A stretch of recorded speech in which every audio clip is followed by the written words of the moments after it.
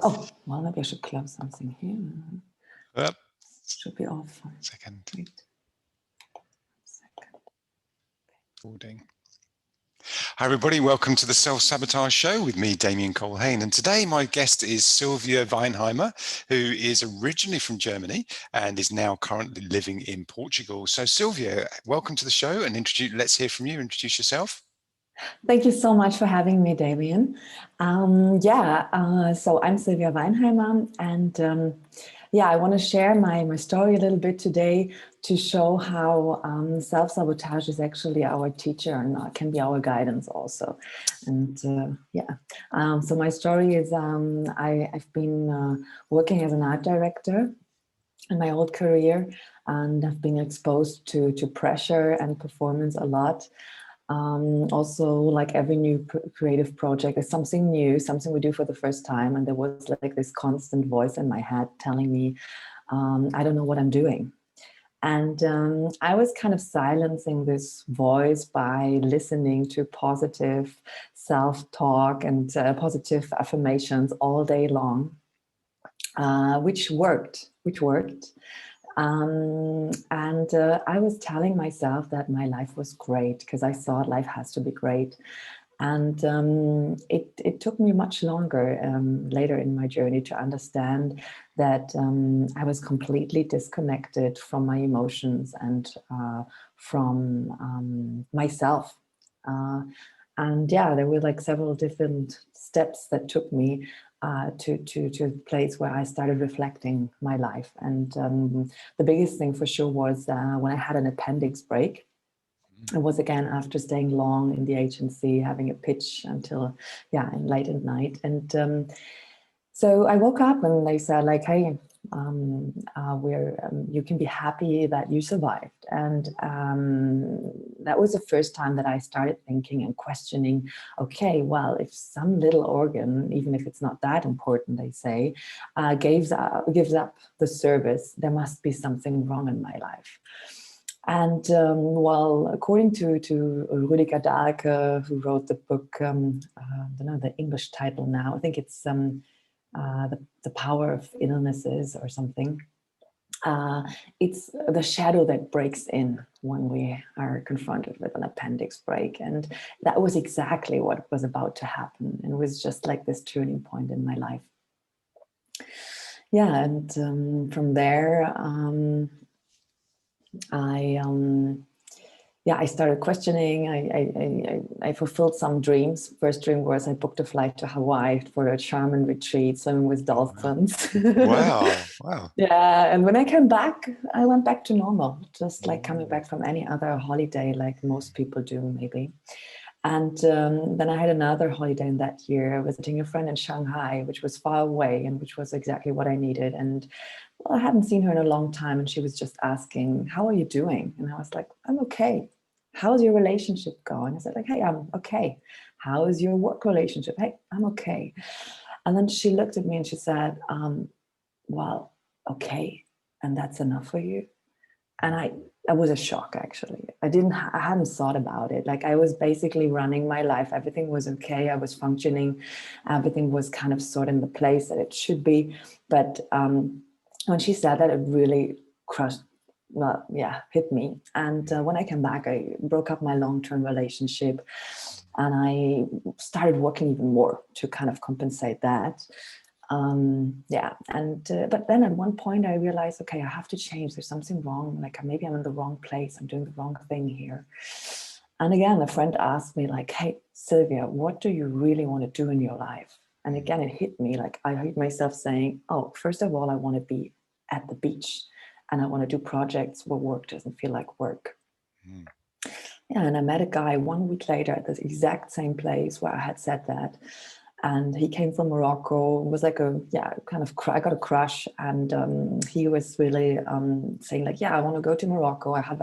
We can rent there a house by the beach and we can start this surf hostel. And I said like, great. Like I didn't overthink it for the first time. I basically thought like, this is a great exit strategy to get away from the agency. And yeah, just jumped full in, bought a van. We went down there, we started it, and I found out very quickly that we were not matching at all. That was the one thing. And the other thing, like he was very chilled, laid back, and I was not chilled at all. I was still the office girl. I was defining my worth by working hard. All of a sudden, I had people making me breakfast. I could serve whenever I wanted. I had nothing to do. So I felt incredibly bad. Ah, I had wow. exactly what I wanted, and it was not at all the way I thought it would be like. Mm, mm, And I was also, again, like happy in the end because the relationship broke, and I stayed a little longer in Morocco. Actually, I met somebody else as well who was teaching me again the simple rules of life. Uh, Eat when you eat, sleep when you want to sleep, and do what you want to do, and basically very simple stuff. He was kind of breaking down my life into simple routines, and uh, um, was the first person who looked at me and said, like, wow, you're thinking so much. I think there's something wrong with you. And in growing up in Germany, you're so used to thinking and being in the future, analyzing, and so on, having concepts for everything. And in Morocco, they say like, the Europeans, they have the watches, but Morocco has the time. mm. Oh, And wow. it is actually true. It was actually true. Like they consider it an illness if you go far with your mind. Like when they eat, they speak about the food and what's happening around the table. They don't speak about something that was yesterday or tomorrow. And they don't mix stuff so much. Like I realized, like I could jump from something really sad to something really happy, and like mixing all the things. And he would constantly say, "Okay, Sylvia, where are you in your mind? You're not here. You're not here. I want you to be here." And well, I went through in that phase of my life through like a whole recap, like thinking like, okay, why did things happen to me? Why did I work so much? Like struggling with my previous relationships, with the system, the European system, like questioning everything. Yeah, and I actually, that person actually asked me then at one point, "Hey, Sylvia, I want to ask you one thing, because I feel you don't. Do you actually love yourself?" Mm, And again, it hit me. I was like, wow. never ever by somebody asked me that. Mm, And I didn't even consider it as an important thing, to be honest. And mm, yeah, it really hit me. And I was like, okay, but now again, something is wrong with me. So how can I love myself more? I had basically no technique. I didn't really understand the meaning of the words. mm, And it happened to me many times. And I think like when we don't have a reference inside, then we cannot even understand the words. But maybe there's like a knowing, okay, there's something. Yeah, and then when I came back, I started freelancing, started back, like changed a lot of stuff. And then I came to coaching, and I booked my first coaching, and they were actually wanted me to teach how to become a successful coach, how to figure things out. And by the end, you have like 10K a month. And I was like, wow, exactly what I want. I was still in somehow performance driven, and it sounded great for me to make my money with from combining my spirituality with business. And mm, yeah, so I thought, yeah, I'm going to book this coaching. I'm going to follow the steps, and then I'm going to, yeah, get what I say, right? And I had no idea what coaching would mean, and that I would be confronted with everything that is not in line. Like it's like when we say we want to be the light, the darkness comes up, right? So whenever it's like we're calling in the shadow again. And they said, hey, it's very simple business model. So you have your Facebook group, you hit the live button, you start talking, and you connect to your audience, you invite people to the group, and this is going to be your business, and it's gonna work for sure. So okay, cool, super simple.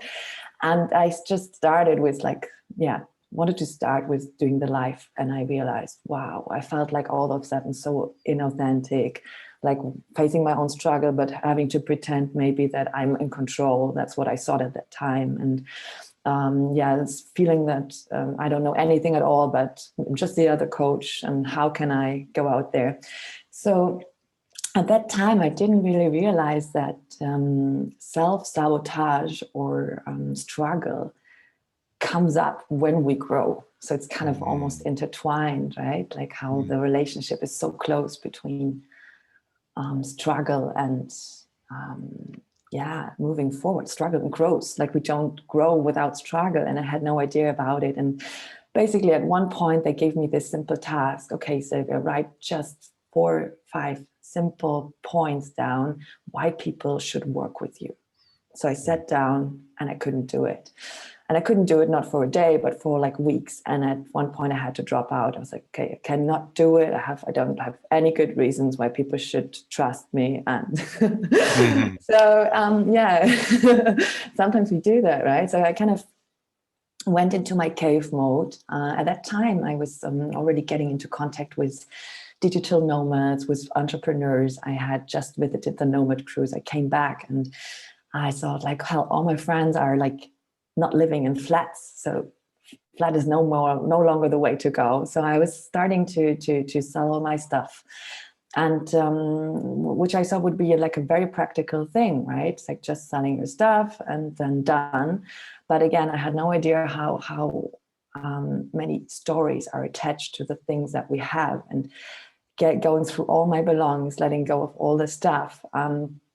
Became a massive project, and I took the time, as my coaching was anyway going nowhere at that time. I really took the time to focus on letting these things go, taking my time to cry, to reflect, to work on my journal, doing my whatever helped. Had a lot of coaches and therapy as well at that time, working on family issues under discovering codependency, which was a big thing I had no idea of before. Yeah, and so at one point it was done. So I had reduced everything basically to my hand luggage and 3 boxes that I put, 3 boxes in my van, which I kept a box with photos, which I much later on then kind of also gave away. It was kind of this complete detachment. There was really this need inside of me, like to detach. And then I went to the next Nomad Cruise meeting, inspiring people, and I could really see how change became such an important thing. And I think that's what self-sabotage does to us. It kind of disrupts our life. It shows us this is not the way to go. All of a sudden, it comes out of nowhere when we're ignoring the signals, the signs. So it's kind of like it's kind of a rescue function, maybe in a way as well. What a lovely introduction, Sylvia. Thank you so much. And what an interesting journey you've had already in terms of your growth and your experience with self-sabotage in your life, and how it unraveled, and how you kind of got to the inside of all of that through, as you say, doing the shadow work and going to your cave and journaling. And, what a great journey. And you've been describing the hero's journey from Joseph Campbell and a lot of the work of Carl Jung. So we can explore that during our conversation. What's interesting is the way that you've described it is what comes up for me. What's obvious is that there's a kind of hyperachiever element to you wanting to be really ambitious and prove that you can do things and prove yourself and kind of keep achieving things. And that comes from an underlying belief, believe it or not, of I'm not good enough. So you're always trying to prove that you're good enough all the time. Exactly. And I know that's something we've spoken about. And also this element of the saboteur of hyper-rational, which is overthinking, which is like worrying for everyone else, all the fear comes out, all the anxieties there. And that, of course, can create illness. And you experience that in a very extreme way, a very acute way. So tell us a little bit about where you are now, because you talk about being a digital nomad and being on the digital cruise. So for those people that are not familiar with that concept, just share with us how you would describe that. Yes, thank you. Basically, it was again something like, when I look back, everything happens by, in a way, accident, or by calling in, or by whatever. So I booked this. I just, like, some friend again said to me, "Hey Sylvia, I think you could be a digital nomad. I think that would be great for you." And I was like, "Okay, digital nomad." I was typing in Google, digital nomad. What is this? Okay, people who work independently, location independently, and I said, okay, cool, sounds great. And then I was finding a meetup next in my town, and I was going to this meetup, and there was these people telling me like, yeah, there's a nomad cruise, like a cruise ship where all these nomads meet once a year, and you can meet them and can see if this could work for you. Yeah, and I went onto this boat, and it's kind of nice because you were also on a boat. We were moving from one place to another, and with no Wi-Fi at that time, so that's interesting. Like making real connections. So exact opposite. And I experienced that over and over. That these kind of meetups bring, or that online brings us together offline in another way, or in a deeper way, actually. And later on was like the Mind Valley community, which also impacted me, like really meeting actually people and being around people that inspire me was great. And I found out that all these great people were suffering quite a lot and had like gone through a lot of stuff. And it was almost like a pattern, as if they hadn't had that, they wouldn't have moved. And how pain became like kind of their growth accelerator. And I was fascinated by it. And also how it would highlight their story and how they would take different turns because of that. Yeah, so where I'm now is I just followed the flow basically. And what basically very, very much changed in my life, you said that before, like very performance driven, even the coaching, I wouldn't have booked it if they hadn't had said that, yeah, it's going to be great at the end, I'm going to make amazing money and so on, because I felt like I cannot do something for myself unless I achieve something, because I felt basically underneath like this, I don't deserve love. I have to work hard, and I have to, yeah, to own my place in the world in a way. But what happened was I didn't have clients, so much, like not many clients. I said I want to make money. I said I want to make clients, but exactly I was, in fact, I was just booking one coaching after the other, booking one personal growth event after the other, following my path and healing myself, working on myself. So it was much more about me than about, yeah, doing something for somebody. And I didn't, yeah, at that point, and yeah, and actually I was afraid of clients as well. So I felt like, okay, the clients are these guys who kind of dictate what I have to do, and the people who give me money are the ones who also plan my time and put this pressure on me. So I had all these doubts towards this. And it was really until I met people, I really felt I can really help. I really want to help. I feel I love helping them. I love these people. So it was always about this topic of love, following that and following my inspiration. Like I met Nicole Gibson at Mind Valley, who had a huge impact. And I went to her retreat, and I went to, yeah, really always connecting with this theme of love. And so where I'm at now is I perceive life differently. Before I was always thinking I'm going from A to B, and I'm still setting my goals. I'm still I have my vision and in my backpack, but I perceive life more as episodes. So there's one thing happening, and then something else might happening, and I meet somebody who takes me to another experience, and I can really see now, looking back, how every step builds up. And I'm now living at a community in Portugal, a little bit outside of Portugal. Moved here recently, also through connections, and I'm surrounded by people, architects, entrepreneurs, who want to shape a brighter future by living connected. And yeah, so that's, yeah, I'm very happy for that. Yeah, lovely. And so that co-living with other digital nomads, just tell us a little bit about how that works, because people might not be familiar with it. I know we've spoken about it, and I know several of the digital nomads through Mind Valley, which is how we met, of course. So tell us a little bit about how the co-living space works. This one is actually one that happened very privately, like was basically some people moving in and then some more people coming. There are like professional co-livings which are run by a company. This one is not. This just happened to be, such as most good stuff. And it's going to be, but it's going to be renovated, and it's going to be like an official community co-living soon. But how does it work is basically your vibe attracts your tribe. And I think every time we change something in us, we attract different people. And this feeling being in the right place comes from, yeah, feeling aligned, being surrounded by people who have similar values. And it shows up in not having a lot of issues. Like there's no issue about the dish or about cooking, because people do what they like. They cook when they like cooking, or they contribute to something when they want to contribute. And it's very beautiful. So you share the kind of common areas, but you have your own Exactly. private space that you then have as your own, like your own room, effectively. Yes. So that's sort of similar to what I would call a kind of shared living of, you know, Yes. roommates and that type of thing. But it's a higher level, isn't it? Because you said about Mm-hmm. connecting with those people on a kind of higher level. So yeah, it must have been quite a big decision to, you know, give up everything and sell everything and then go traveling around and to find this space. So how long did it take you to kind of get into that rhythm and find your flow? Good question. In the beginning, it was hard, and I think it's like first, like this letting go.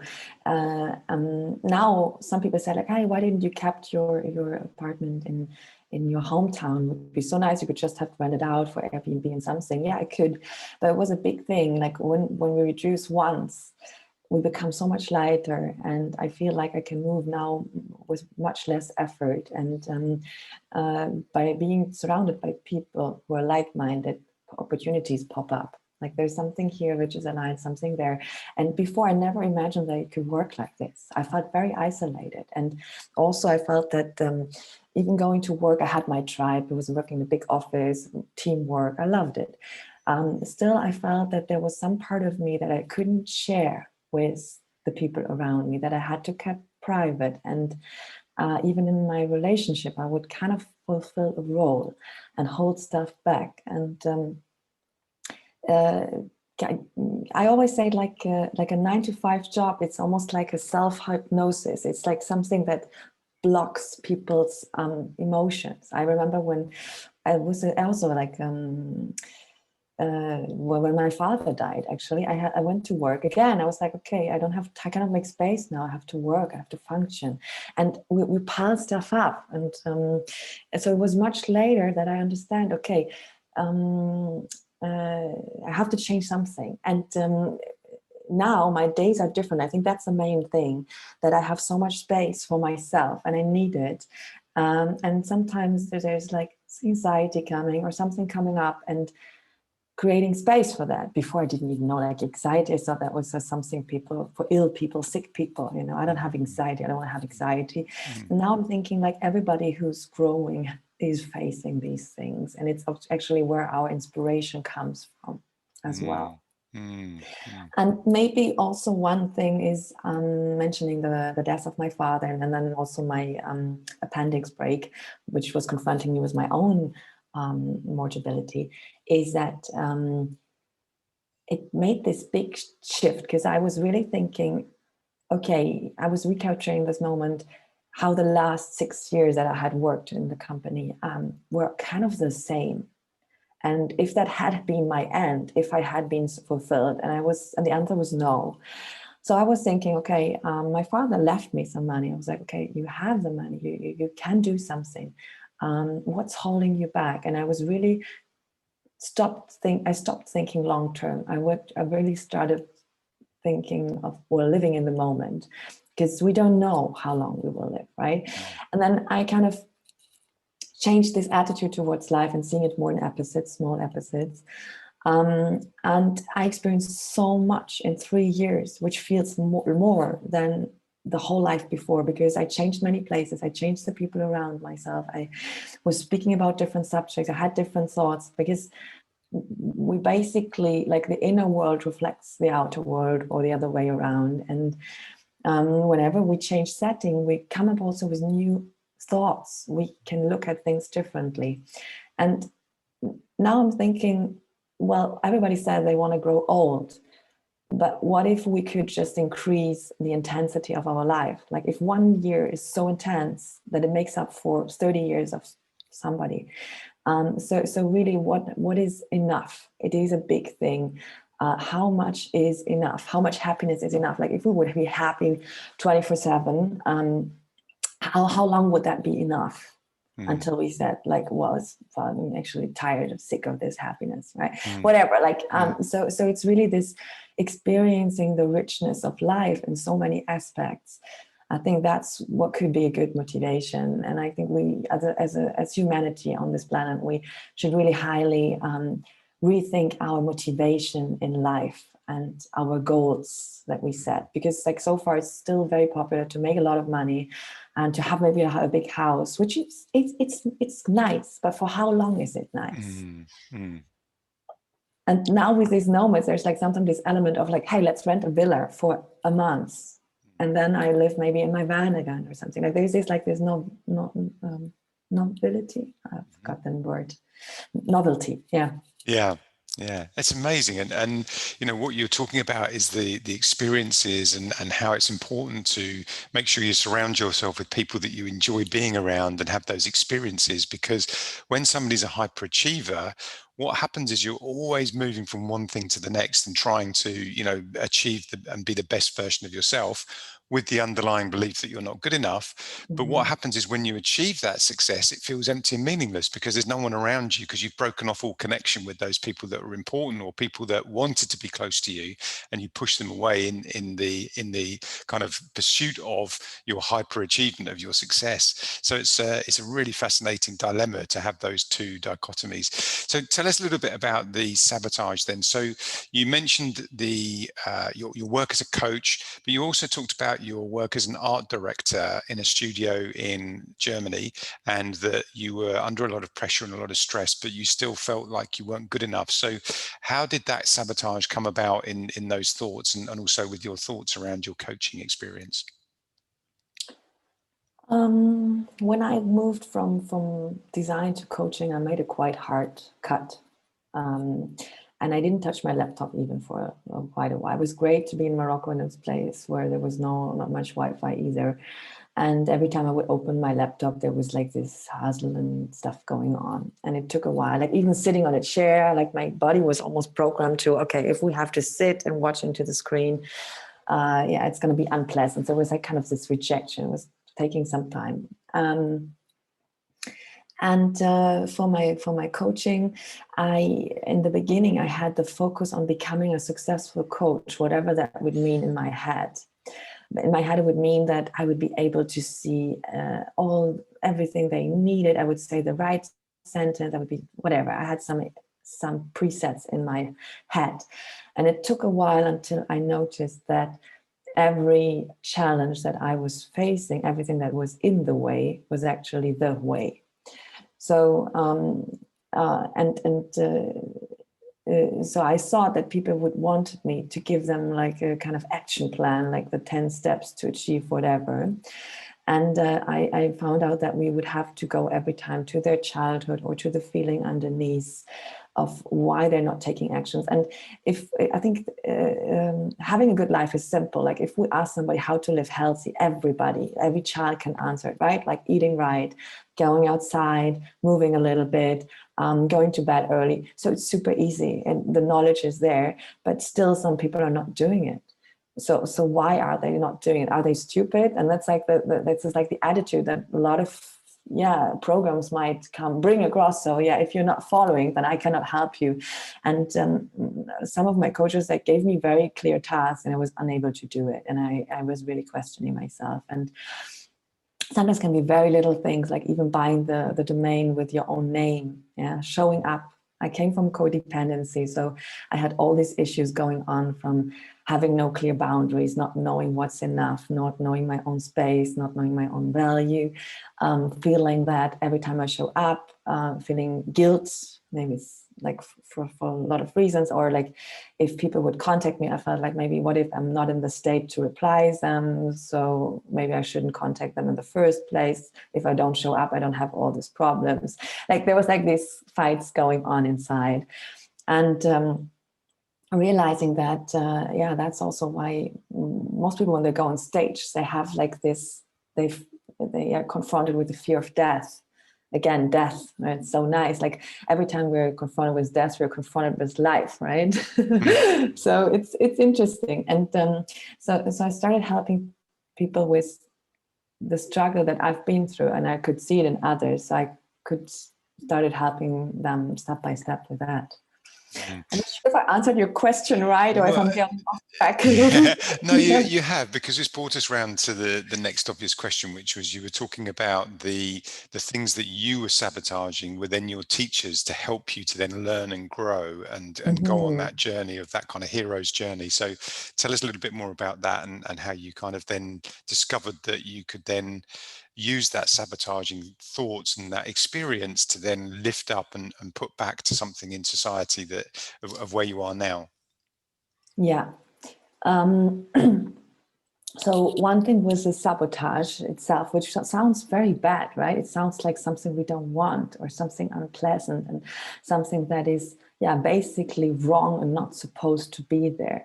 And so there's still like so many people thinking that if they have the right information and they just do what they've been told, everything will be working out. And my perspective changed completely, because the way I was moving was by setting intentions. And every time I would speak from my heart, or when a friend would ask me the right question, I would answer it like really truly from my heart, things would show up in my life. So it was that I hadn't done anything for it. I had not done so basically, and I wanted that. I wanted like this effortless life that I was aiming for. No, I lost it a little bit. So the self-sabotage was your teacher. So you were sabotaging your kind of thoughts and your beliefs and all of those things that were holding you back. But that in some way was the teaching that you needed to then discover, what the truth is and what the light is. Exactly. Thank you. Exactly. So my first coaching was also about finding my niche, and I was like, okay, how am I going to find my niche?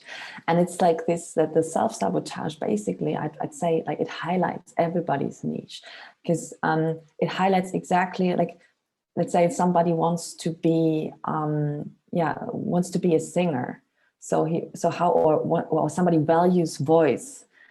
So most likely he's going to experience not having a voice before, because that's why he values a voice. Somebody who has always had the voice will not value it that much, right? So through experiencing the opposite, we're valuing stuff. And it's kind of a process. This is the process. So self-sabotage is the way I'm thinking now, I'm seeing now. And I remember I had like this huge sign in my kitchen where I set like this goal, okay, at one point, okay, I want to free people from limitations. I had a big sign, freeing people from limitations as a coach. I didn't know exactly what that meant at that time, but I just put it there. And so basically, it's always a prototype or trying something out. Like we never know. So in Germany, we come from this, okay, we always have to know, you have to consider, you have to plan, you have to, you cannot just do something. You have to justify your thoughts. You have to justify why you're putting money into something. It has to be reasonable. It has to be reasonable a lot. And understanding that maybe my whole life perspective was different. And so what I had perceived as self-sabotage was maybe not. And when I dig more into that, I found so many people who think likewise. And now I'm always seeing myself as somebody like showing people why their life is perfect, why there is no self-sabotage, why there is no problem. Nothing needs to be fixed. Just things need to be put together. Puzzle pieces need to be seen, need to be understand and revealing the vision, because what they're doing makes usually sense, even if it's really, really awkward. And some layer it might make sense until they understand the story, and maybe they find a better way to do the same thing in a more productive way, or to come closer to their vision. So I think there's really no wrong. Like even if we go either extremely negative or extremely positive, we might end up in the same place, or just exploring the other side of the coin, which is on the same path. Yeah, I mean, what you've been describing is the premise of polarity, where the opposites exist. So Exactly. if we want more love, we have to love first to then receive more love. If love exists, and therefore hate must exist, if that makes sense. So they're on a same polarity. They're on extreme ends of that. One end is a severe dislike for something to the point where it might make you angry, or the other end is that it's a severe love for something where the point is that you bring joy and peace and love and all of those things. So these polarities exist, and that, I think, is the real challenge of where do we fit on that polarity, where are we, and how do we use the learning and the sabotage, for example, to be able to teach us where we are. And so we're present to that, have awareness to it, and then decide where do we want to be on that kind of Mm. polar, if you like, those polar opposites. So that's a really beautiful way of doing it. And I think the sabotage is a great teacher, and some way we can learn how our polarities exist, but also how we can use the sabotage to raise us up and lift us. So you spoke a little bit about the kind of cave work. So describe that. What did you actually do? I mean, did you actually physically go to a cave? It's obviously it sounds lovely, but I'm sure that probably wasn't the actual case. So the cave work is Joseph Campbell's description within the hero's journey, where you go off on your own and you really start to think, deeply about yourself and your meaning, and about your purpose, and about the meaning of life, and, who you are, and what you're going to bring to the universe. What are your gifts and talents that the universe needs? And it's your responsibility for you to show up in the universe to be the best version of yourself. And doing cave work is the description of kind of doing that. So how did that happen for you? How did it manifest? Mhm.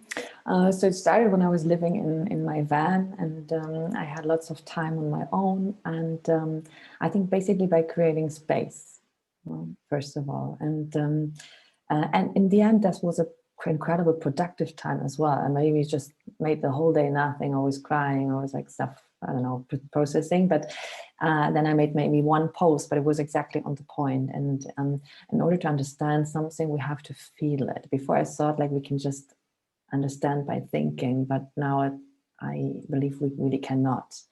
There's like some information missing. So the more we feel, the more we hear. Mm. So so it's by creating this space, and also when I want to do something that's not working, like creating this time and looking at it, where I would before saying like, hey, just try again or just do more. And I also grew up with the sentence, you have to be hard on yourself. And it's this, there is like this idea around that, this right way, like this imaginative right way how to do things, that there might be a good way to do things, and that it protects us from failing. But really making failure as part of it. So because I did the surf hostel, it kind of failed, and I was traveling with a van, like then several relationships failed, and stuff, the coaching I wanted to do, it didn't work. So kind of was always directing, self-directing, like say something from art directing to self-directing, like seeing, okay, this is not working, okay, I'm going another way. And rather than making it a big thing, making it part of the growth. I think that was something really, really important. And it didn't end it. Like I'm still feeling I'm doing the cave work. It still shows up, and I'm now making it part of it. To get this deep insight, there's this saying which I really love. It's like we can only connect to others to the extent or to the depths that we have met ourselves. Mm. Mm. Well, I get And goosebumps when you say that. so it doesn't really matter if we're working on the outside or in the inside. Um, and now I have this like when I'm, for example, I moved in this space and I met somebody, and we have like this very deep conversations. And in this moment, I know, okay, it's not planned. I didn't schedule this, but if it's happening, it's happening. So I learned to make space for that, because it's like the gifts, and this coincidence that I meet this person in this space might come never, ever again in my whole life. But in this moment, it's important. So it's this, honoring the moment and the chances in the moment, rather than planning something for like, oh no, maybe we don't schedule this for this weekend. Maybe I have a free weekend for you in 2 months. Like there's like this being comfortable with being uncomfortable, being comfortable with not planning or letting the universe plan. That's kind of my strategy. Yeah, I mean, that's a real kind of spontaneity about it, and allowing the universe to be present and being present for what's happening, and those experiences being connected and having that deeper connection because you're present in that moment. And that's, such a beautiful experience. And I love the expression, there's a kind of, I think it's Plato that originated this expression, and it's been changed a little bit, but it's along the lines of, I'm not the shadow, I'm not the fire, I am the all. And what Plato is referring to is that you are made up of all of these aspects of yourself. You have a shadow self. You have the fire, which is the kind of, the determination and everything that is about your unconscious, for example. But we are the creator of all of that. So we create our unconscious, we create our subconscious, we create our opportunity to connect with others and connect with the universe, and how we kind of interact with that and how we show up. So yeah, it's a beautiful way to kind of really appreciate that. So what things have you done to help to move beyond the sabotaging thoughts and the sabotage that you've experienced? Relying 100% on my intuition, and getting into radical self-love, radical self-acceptance, staying in the uncomfortable. And I'd say like speaking to the right people, or being open for impulses and taking the opportunities, like making change a habit, and understanding that I will always achieve what I want to achieve. But the way might look completely different, like letting go of that, like setting the intention, but letting go of the control of how to get there. That's so true. Yeah. Because even if I set like this intention, okay, yeah, I want to be a great coach, and I had no idea, like, how do you become a great coach? I don't know. I'm learning a lot. Like maybe at the end of my life, I'll be a great coach. We never know. So things take time, but we will reach that. And then maybe that's a nice story as well. When I was like clearing my apartment, I found my application form for my studies in the basement, and it said in the beginning, I want to be an art director in a big advertising company. Wow. And there you were, you'd achieved that. Yeah. It was exactly what I got there. And then that moment I thought like, wow, why didn't I write something more meaningful on that paper? What could have happened in my life? Yeah? So really finding this vision and going from and allowing the vision to evolve, because it's changing all the time now by meeting people. I'm like, wow, this is incredible what they're doing. Oh, I want to experience something similar. I want to incorporate that into my vision. And I want to incorporate this. And allowing this flexibility of being playful with our identity, not being too attached to, okay, now I'm building this, it has to be this. I think that was a big thing for me. So there's a real sense of this kind of shedding and letting go and having that complete freedom to create from nothing, because you've literally got rid of all your possessions and you've kind of let go of all this emotional attachment, let go of the old self, of this over analytical, overthinking, this kind of, mindset of having to know the answer and justify everything, to just be completely present and being much more aware. How has that impacted relationships? Good question. So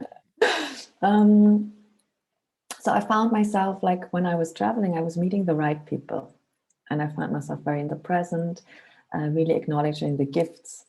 With the people that I know from before, it was different. So in the first 2 years, I kept from every travel when I came, I sometimes did like a tour with my van visiting old friends. And every time I would see them again, my perspective on them would totally change. Also, I would meet my mom every time. And every time the relationship between us would evolve, change, get another angle. So I realized that things are not that fixed that I thought they were, or that people can actually change, or that was very much interesting. And also, the more I got comfortable with myself, I would be more comfortable hugging people, or would be more comfortable being close to people, or actually listening to what they say. Or so there were like these slight differences, and I really understood that, or now understand that actually everything is relations. So before I had like this idea that it was about my talent or about what I have to deliver, like what I'm doing. And then I realized it was much more about communicating and relationships. And discovering like this codependency with my mom was like a huge, huge thing. And moving there step by step from I'm still in the process to move to interdependency, and to setting healthy boundaries for one another as an act of kindness. And that's still like I discovered that every time I was traveling, that the reason why I was traveling was right in front of me. It was very close. It was very close in my story, or in my present, my nearest field. Yeah. So each time you've experienced that, it's like a new journey or a new learning that you've discovered on each one of those experiences. So that sounds absolutely amazing. So how would you describe your work that you do now with the coaching that you do? How would you describe that? Yeah, I'm helping people to align their lives with their values, because if we live against our values for a long time, we suffer. And once it's aligned, it becomes much lighter, because we have less resistance, because things feel in the right place. And what I'm helping people with, because some people say, yeah, I don't have a vision, maybe I should aim for more money or a bigger house. I say everybody has a vision. It's already there. It just wants to be revealed, same as the values. It's already there. And it usually comes from the one thing that they want to move away from, the one thing they don't want to have in their lives. And once they know that and the story around it, they also know where they're going to. And it's funny, I call it like the emotional why. And once this is out there, they get a much deeper understanding of why they're doing the stuff they're doing. And it's usually linked already. For example, if I want to experience freedom, if that's my thing, I can do it in many ways. I can be the rebel, or I can travel the world, or I can, I don't know, there's many things how to do that. So it's not like Simon Sinek says, it's not about what we're doing in life. It's about why we're doing it. I really do believe that. And the old way of looking at career is finding the how, and what, yeah. So what we're doing. So here it is. That's something you can do and learn the skills. And it's not much about the why, but I think the why, the purpose it's all that matters. And when we're clear on that, we can also see how things are changing. We become much more flexible. I've been an art director, or I've worked as an art director before. Now I'm still doing the same thing. I'm helping people with their creative process. I'm still helping them to find their identity, which I've done before in the corporate world. I'm still helping them to align with their values. I'm still trying to find creative methods of how to get there, how to navigate them. So basically, not much has changed in a certain way. It's that kind of unraveling of the brand and unraveling the personal brand rather than the corporate image or the corporate brand. It's okay, well, what are you about? What's your real essence, and what are your values, and how do you show up in the world? And understanding your values is a really key part to growth, because then you can have your boundaries and have your parameters of how you want to create things and what's important to you. So I think that's really key. So you've described beautifully the way that you've transitioned from being an art director, which you had these sabotaging thoughts of not being good enough, and that you were, somehow not, it was a kind of empty success almost. You were successful on the surface, you had the material success, but you weren't feeling it inside. You were still empty, and it was kind of okay. And then you've been on this great existential journey of sort of letting go and literally shedding the old you and shedding all your possessions, to now being in this space where you're free and you're able to now help people to create what they love. So what advice would you give to somebody who might be experiencing, being stuck in a career or not knowing their why? How can they connect with that? start asking new questions, because when we ask new questions, we get new answers for sure. And not satisfying or settling for less than what we love. Like just voicing stuff and being okay with not being okay. Because like this feeling obliged to say, okay, no, I'm fine, it's better to be fine, like this addiction to happiness. I think it's something magical about saying like, no, it's not okay. I feel I'm looking for change. I don't know how it's exactly going to look like, but I know what I don't want and I know what I want. Like saying what we want. And so that's what would be the basic or the first advice I would give. And even if this person just hears this now, it's already on the way, because it's like that's how the universe works. We always, the second we realize something new pops up. In every moment. Yeah, exactly. Yeah. Exactly. And you mentioned quite a few times this concept or this kind of framework of codependency. So maybe explain a little bit about how that manifested. So how did that show up? And then what have you done to reset those boundaries and to become more interdependent? Yeah. So codependency happens usually when one in the family system drops off, and the person who's left alone is facing some issues, and the child is dependent on the parent. So it kind of wraps around this lack, this void, tries to fill the void, and they become a system which works. They work together.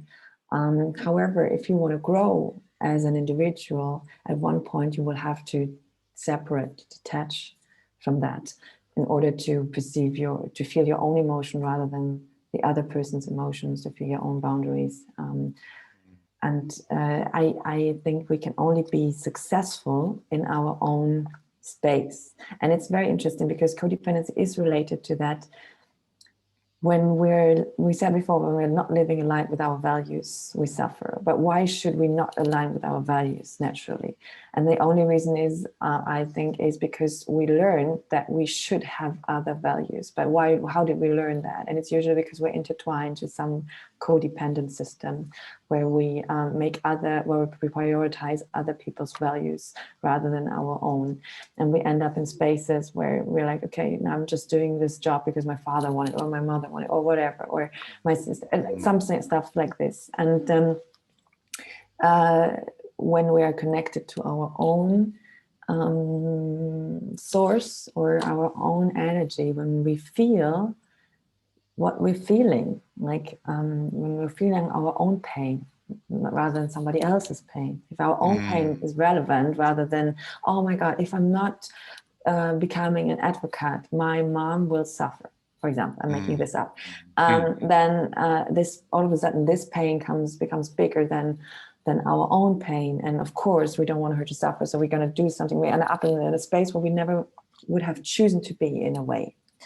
And maybe now, as I'm having so many codependent people, it kind of feels like the underlying pattern for so many things, I realized that this generation of my parents maybe has been like this, maybe a sandwich generation where, before there was a war where people really had no chance to go for the purpose. And it feels like the parents' generation, there was a lot of things they had to do, had to control. They wanted to almost they are the pioneers who prepare the soil for maybe my generation, who is now able to say, hey, I can really go straight away for my purpose. But for some reason, for a lot of people in that age category, they weren't able to fully live their purpose. And it can be heavy, the burden also for my generation, to feel this unfulfilled lives of our parents. And we can fall into this trap of trying to fix this rather than going for our own goals, our own purpose. And what I always say to people is that, but at the end, what the parents want is that we're just happy. And what we want is just that we're happy and that the parents are happy. So in a way, we could just cut through all the bullshit and look for our, like celebrate each other for our happiness and for making new choices and taking risk of going new ways, rather than kind of checking it in with our blueprint of how things should be. And it's someone else's blueprint if we take on that sort of societal values or the codependency that you talked about, where you're trying to do things to please others or please your parents or please society, and you want to conform, and the blueprint is made for you and given to you, but you look at it and say, this doesn't work for me. It's like I need to change something because it's not aligning with who I am. It's not the truth of who I am and the essence of who I am. So it's beautiful to be able to explore that and create a new blueprint for you, and the way you explained that was really nice. So thank you. So anything else you'd like to say before we wrap up today, Sylvia? It's been a pleasure to be chatting with you. Thank you. Yeah, it was amazing. Anything else you'd like to say to our listeners before we wrap up? Yes, I would really say, like, coming back to self-sabotage, changing this inner dialogue and talking to the saboteur, because maybe it's just a guide who doesn't know how to talk, and maybe chooses the wrong or not the pleasant voice or the pleasant way to talk to us. But in a way, he's trying to help us, or like really discussing with this inner saboteur and finding this true motivation for our life, like really establishing this inner connection to establish this inner connection, to access our own emotions, to access our own feelings, so that we can live fulfilled. And we have to open up in that point. And if it hurts, it hurts. It's okay. It's okay to face our emotions. Perfect. Yeah, that's lovely. Thank you, Sylvia. And I think a lot of the people I work with, a lot of my clients will come to me because they've experienced some suffering, and that there's sabotage has impacted them in some way, but they don't necessarily know how to overcome that and how to talk to the saboteurs. So the first stage is that, as you say, having awareness to saboteurs and how they show up, but also how you use mental fitness, for example, to be able to have more self-command, to not allow the saboteurs to actually control you, so you have more control over them and you can neutralize the impact they have on you. And that way you can create a life you love. So Sylvia, Yes. Thank you so much. It's been an absolute pleasure to have you as a guest on the show today. Thank you for being here and being so vulnerable and sharing your story. We really appreciate you. Thank you. Thank you so much, Damian. It was wonderful. You're welcome. So thanks for listening, everybody. Enjoy, and hope to see you and hear you on another episode soon. Take care. Keep safe and well.